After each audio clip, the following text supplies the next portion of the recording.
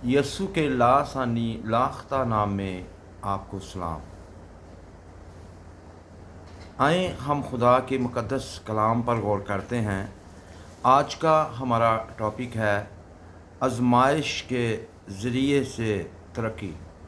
बहुत से लोग तरक्की तो चाहते हैं पर वो आजमाइशों में से गुज़रना नहीं चाहते, मुश्किलातों में से गुज़रना नहीं चाहते। जब तक हम आजमाइशों में से, मुश्किलात में से नहीं गुज़रते, उस वक़्त तक हमारी तरक्की नहीं हो सकती। जिस तरह जब बच्चे हैं उनके जब तक पेपर नहीं होते, पेपर उनकी आजमाइश होती है, तो वो अगली क्लास में नहीं जाते। इस तरह रूहानी तौर पर जब तक हमारी आजमाइश नहीं होती, आजमाइश हमारा पेपर है, तो उस वक़्त तक हम आगे नहीं बढ़ सकते। आइए मेरे अजीज़ों, यकूब 1 बाब और उसकी 12 आयत का मुतालिया करते हैं। कलाम मुक़द्दस हमारी तरक्की के बारे में क्या फरमाता है। लिखा है, मुबारक वो शख्स है जो आजमाइश की बर्दाश्त करता है। जब हमें आजमाइश आती है, जब हम उसकी बर्दाश्त करते हैं, तो हम मुबारक होते हैं। मुबारक का मतलब है बहुत बड़ी ब्लेसिंग। तो मुबारक हाल शख्स वो है जो आजमाइश की बर्दाश्त करता है। अगर हम आजमाइश की बर्दाश्त नहीं करेंगे तो तरक्की भी नहीं होगी। आगे लिखा है, क्योंकि जब मकबूल ठहरा तो ज़िंदगी का वो ताज हासिल करेगा जिसका खुदावंद ने अपने मोहब्बत करने वालों से वादा किया है। प्रेज़ का आप जानते हैं जनाब यूसुफ पर कितनी बड़ी आजमाइश आई। उनके भाइयों ने उन्हें मारा, कुएं में फेंका और फिर बेचा, और उसके बाद वो गुलाम बने। उसके बाद उनके पोतीफोर की बीवी ने गलत इल्ज़ाम लगाया और वो कैद में चले गए। कितनी सख्त आजमाइशों में से गुज़रे, लेकिन जब मकबूल ठहरे तो फिर वही भाई उनके पास आए। सो खुदावंद का शुक्र हो कि वो बड़े सरफराज हुए। वो मिस्र में दूसरे दर्जे के हुक्मरान बने। Praise God. इसी तरह हमें भी मुश्किलात, मसाइल, आजमाइशों में से गुज़रना पड़ता है। और जो मैं अगली बात करने लगा हूँ बड़ी अहम है। हर आजमाइश नेकी करने का मौका होती है। जब भी हमारे ऊपर आजमाइश आती है, ये हमारे लिए नेकी करने का एक मौका है। Praise God. इससे रूहानी पुख्तगी की राह पर आजमाइश भी ठोकर खिलाने के पत्थर की बजाय तरक्की करने की एक सीढ़ी है। ये जो आजमाइश आई है, ये मेरे पास एक मौका है, और ये मुझे इससे ठोकर खाकर गिरना नहीं है, बल्कि ये मेरी एक तरक्की की सीढ़ी है। बशर्ते कि आप ये जान लें कि आजमाइश जितना बुराई करने का मौका है मेरे अजीज़ों, उतना ही नेकी करने का मौका है। आप जब आजमाइश में हों तो यूसुफ की तरह नेकी करें, बुराई ना करें। उसने बुराई नहीं की। कहता है, तुमने पैदाइश की किताब में लिखा है, तुमने तो मेरे साथ बदी का किसद किया, पर खुदा ने उसी में से नेकी पैदा की। जहाँ आजमाइश आपको तबाह करने के लिए और शैतान के हाथ में बुनियादी हथियार है, वहाँ खुदा उसे आपकी तरक्की और बढ़ोतरी के लिए इस्तेमाल करना चाहता है। ये आप पर मुनहसर है। ये आपका फ़ैसला है कि आप आजमाइश की बर्दाश्त करते हैं या कि आप भी बदी करते हैं। ये आप या शैतान का हथियार बनते हैं। जब आजमाइश आती है, सोचा करें उस वक़्त हम शैतान का हथियार बनने का बड़ा मौका है। अगर आप खुदा के हाथों इस्तेमाल होंगे तो यही आजमाइश आपकी तरक्की का बहुत बड़ा ज़रिया है। अब मैंने और आपने सोचना है कि हम क्या करते हैं, और ये शैतान का बुनियादी हथियार भी है जो हमारे ख़िलाफ़ वो इस्तेमाल करता है। आप जब भी गुनाह की बजाय नेकी करने का फ़ैसला करते हैं, जहाँ मौका होता है कि आपको गुनाह करना चाहिए, किसी का बुरा करना चाहिए, آپ اس کا برا نہیں کرتے، آپ پھر بھی اس کے ساتھ نیکی کرتے ہیں یوسف کی طرح، تو میرے عزیزو یہ آپ کا فیصلہ بڑا اچھا ہوگا، پھر آپ مسیح کی مانند بنتے جائیں گے اور ترقی کرتے جائیں گے، آپ مسیحت میں ترقی کریں گے، آپ روحانیت میں ترقی کریں گے، اور یہ آپ کے پاس بہت بڑا موقع ہوگا۔ آمین۔ اس بات کو سمجھنے کے لیے ہمیں کیا کرنا پڑے گا؟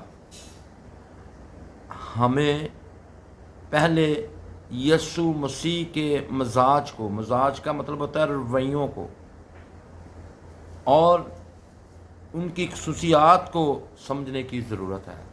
ہمیں آزمائشوں پر غالب آنے کے لیے یسوع مسیح کے انہوں نے جب ان پر ظلم ہوا، جب ان کے خلاف غلط الزامات لگائے گئے، جب کہ وہ بے گناہ تھے اور ان کو گناہ گار ثابت کیا بے گناہ کو، تو یسوع مسیح نے کیا کیا؟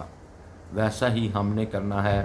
آپ کو کتاب مقدس میں سے یسوع مسیح کے متعلق اسٹڈی کرنے کی ضرورت ہے، یسوع مسیح کے متعلق جاننے کی ضرورت ہے، یسوع مسیح کی خصوصیات کو جاننے کی ضرورت ہے، یسوع مسیح کے رویوں کی ضرورت ہے، پھر انہیں اپنانے کی ضرورت ہے، پھر یہ آزمائشیں آپ کو سیم یسوع کی مانند بناتی جائیں گی۔ پریز گاڈ۔ میرے عزیزو، ان خصوصیات کا جامع ترین بیان روح کا پھل ہے۔ جو آپ روح کا پھل ہے، جب اس کو سمجھ جائیں گے تو آپ برداشت کرنا سیکھ جائیں گے۔ جب ہماری زندگیوں پر روح کا کنٹرول ہوتا ہے تو وہ ہم میں یہ پھل پیدا کرتا ہے۔ آپ نے کس کو کنٹرول دیا؟ اپنے آپ کو، شیطان کو، دنیا کو، دیگر لوگوں کو۔ اپنا کنٹرول کبھی کسی کے ہاتھ میں نہ دے۔ جس کے ہاتھ میں آپ کنٹرول دیں گے وہی آپ کو پھر سنبھالے گا، وہی آپ کو چلائے گا۔ آپ کا ریموٹ کنٹرول کس کے ہاتھ میں ہے؟ اگر تو روح القدس کے ہاتھ میں ہے، پھر وہ آپ کو یسوع کی مانند بنائے گا۔ اگر آپ نے اپنے ہاتھ میں رکھا ہے، دوسروں کے ہاتھ میں دیا ہے، تو پھر آپ پتہ نہیں کیا بنیں گے۔ میرے عزیزو، جب روح کے ہاتھ میں ہوگا تو روح ہمارے اندر پھل پیدا کرتا ہے، جو غلطیوں 5 باب کی 22 اور 23 میں لکھا ہے۔ روح کا پھل محبت، خوشی، اطمینان، تحمل، مہربانی، نیکی، اور میرے عزیزو ایمانداری، حلم، پرہیزگاری ہے۔ یہ چیزیں آپ کے اندر روح پیدا کر سکتا ہے، کوئی اور پیدا نہیں کر سکتا۔ یہ خدا کا روح، یہ روح کا پھل ہے، اور یسوع کے اندر بھی روح القدس نے یہ ساری چیزیں پیدا کی تھیں، کیونکہ جب انہوں نے جسم لے لیا وہ انسان بن گئے، اور وہ اگرچہ وہ خدا تھا، اپنے آپ کو خدا کے برابر ہونے کی چیز نہ سمجھا، اپنے آپ کو خالی کر دیا، روح القدس سے بھرے، اور روح القدس نے ان کے اندر یہ سارے پھل پیدا کیے تھے۔ وہی روح آج ہمارے اوپر نازل ہوا ہے، اور وہی روح ہمارے اندر پھل پیدا کر سکتا ہے، بشرطے کہ اپنا کنٹرول کس کے ہاتھ میں دیتے ہیں۔ یہ 9 خصوصیات یسوع مسیح کی نہایت خوبصورت تصویر پیش کرتی ہیں۔ یسوع کامل محبت، اطمینان اور صبر سے، بلکہ کہنا چاہیے کہ ساری خوبیاں جس ایک شخص میں مجسم ہیں وہ یسوع ہے۔ ساری خوبیاں یسوع مسیح میں مجسم ہیں۔ اور میرے عزیزو، روح کے پھل کا حامل ہونا مسیح کے ہم شکل ہونا ہے۔ میں آپ سے التماس کرتا ہوں کہ آپ ایسا ہونے دیں۔ روح القدس آپ کی زندگی میں یہ پھل کس طرح پیدا کرتا ہے کہ آپ کسی صبح بیدار ہوں گے اور یہ خصوصیات اور خوبیاں آپ کے اندر درجہ کمال کو پہنچی ہوئی ہوں گی یا موجود ہوں گی؟ ایسا ہرگز نہیں ہو سکتا۔ میرے عزیزو، پھل ہمیشہ آہستہ آہستہ بڑھتا اور پکتا ہے۔ اور جو میں اگلا جملہ بولنے لگا ہوں یہ آپ کے لیے بہت ہی اہم ہے، بڑی توجہ سے سنیں۔ روحانی سچائی ہے جو آپ نے کبھی سیکھی ہوگی۔ خدا آپ کی زندگی میں روحانی پھل پیدا کرنے کے لیے آپ کو ایسے تجربے میں سے گزرنے دیتا ہے جس میں آپ کو اس کے بالکل الٹ جو ہے خوبی ظاہر کرنے کی آزمائش ہوتی ہے۔ الٹ جو جیسے کو کر رہا ہے ویسے نہیں، اس کے الٹ آپ کو خوبی ظاہر کرنی ہوتی ہے، بالکل اس کے الٹ۔ اور मेरे अज़ीज़ों, यही आपकी आजमाइश होती है कि आप क्या करते हैं। किरदार की तरक्की तमीर में हमेशा चुनाव शामिल होता है। ये आपका चुनाव है कि आपने क्या करना है। फ़ैसला आपका है या मेरा है कि हम क्या अख्तियार करते हैं। मेरे अज़ीज़ों, और आजमाइश ये मौका फ़राहम करती है, मसलन हमें मोहब्बत का सबक सिखाने के लिए हमारे जो है इर्द गिर्द गैर मरगूब लोग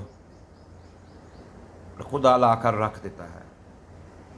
जो शख्स दिलकश और मोहब्बत करने वाले होते हैं, उनसे मोहब्बत रखने के लिए किरदार की खूबी की ज़रूरत ही नहीं होती। हम खुदा की तरफ रजू हों तो वो हमें हमारे गम और नदावा के दरमियान हकीकी खुशी सिखाता है। सुख का दारोमदार खारजी हालात पर होता है, लेकिन खुशी की बुनियाद खुदा के साथ तल्लक या रिश्ता है।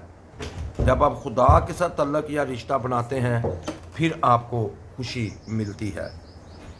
कलाम हक़ का पढ़ा और सुना जाना हमारे लिए बाइस से बरकत हो। खुदा उनका शुक्र हो।